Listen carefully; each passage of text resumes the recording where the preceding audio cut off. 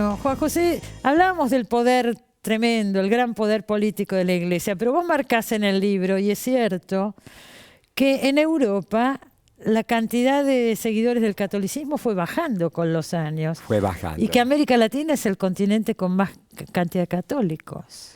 Sí, en realidad, no solamente América Latina, los países más atrasados son los más religiosos en general, no solamente el catolicismo.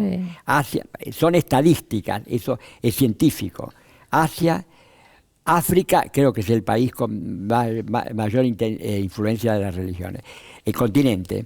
De las religiones. Asia y después América Latina. Sí, pero el catolicismo América Latina. Y dentro de los países también, porque los países más avanzados son, y dentro de los países, los sectores, las clases más religiosas son las clases bajas, las clases con poca instrucción, ¿no?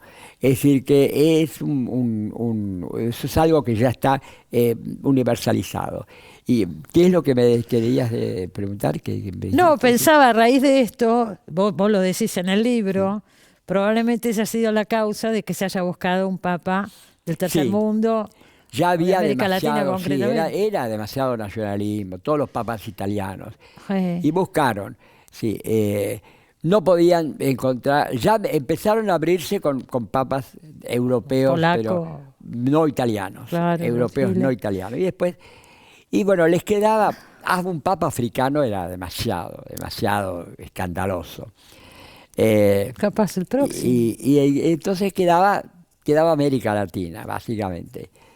El Brasil tenía tenía posibilidades, pero es el país más Hubo un católico. brasilero con grandes posibilidades. Sí, Brasil supera a la Argentina en materia. Pero al mismo tiempo en Brasil hay un gran predominio de las religiones africanas.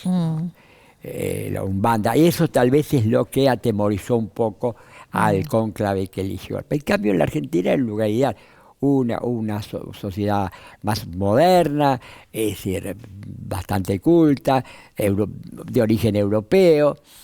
Y un candidato con posibilidades. Y un candidato con posibilidades. Sí. No simpatizás con Bergoglio, por lo que le dijo el Papa Francisco. Yo no soy católico, soy agnóstico y tampoco soy peronista. Entonces, hay poco que me pueda atraer a mí en Bergoglio. Nos quedan pocos minutos y yo no querría dejar de hablar de tu caso y de tus reflexiones finales en el libro. Sí. Bueno, yo el comienzo ya lo vimos, un comienzo muy dubitativo en mi infancia. Después, mi gran curiosidad, a mí me movía no una angustia religiosa, sino la curiosidad por conocer. Me llevó a hacer un recorrido por todas las religiones. Yo iba a la Sociedad Teosófica, a todo lo que encontraba. Iba, curioseaba. No es que me hice, pero a todas esas cosas yo curioseaba. A los protestantes, fui a los templos protestantes, asistí a algunas ceremonias. Y eso después se termina, ese vagabundeo por las religiones, se termina cuando descubro la filosofía. Cuando descubro la filosofía, entonces empecé a rondar a través de los sistemas filosóficos y demás.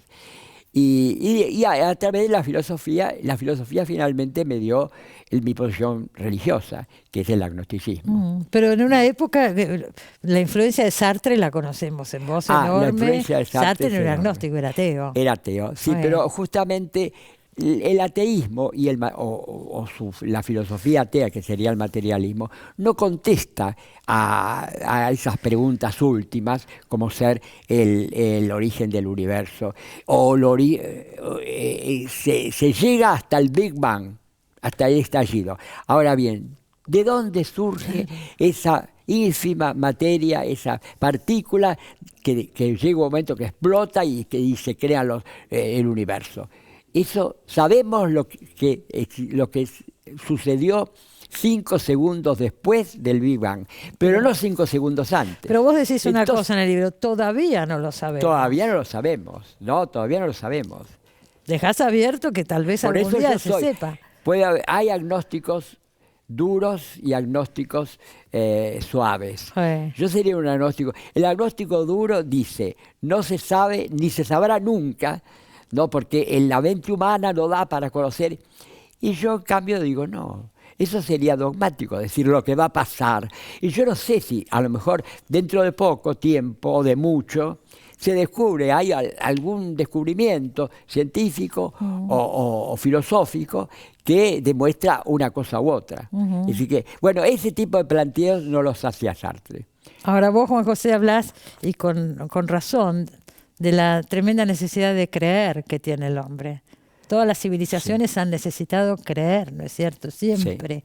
Y decís que lo más probable es que esto sea por la idea de la inmortalidad, que no soportamos la idea de no existir totalmente. Más. Los propios teólogos dicen que lo que atrae a la gente del cristianismo, de otras religiones también, es la idea de no morir.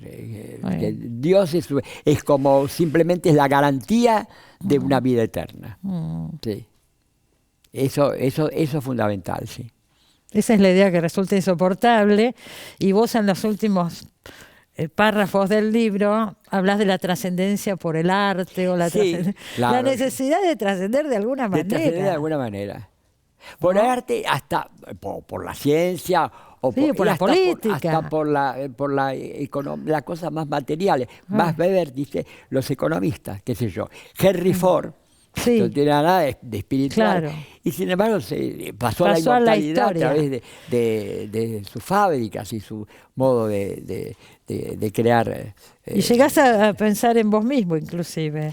Sí, yo creo en mí mismo. Sí, ahí hago una cita de Sartre muy interesante, de la náusea, que él se acuerda de pronto escucho un disco y dice un autor que ya ha olvidado, o de una cantante negra que ya ha muerto, y yo en este momento, bueno, yo diría lo mismo, ¿no?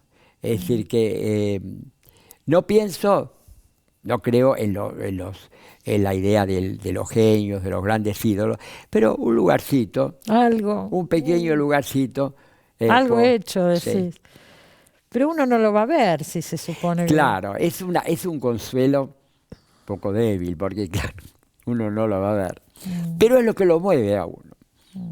Es lo que lo mueve, sino para escribir. Además, para qué.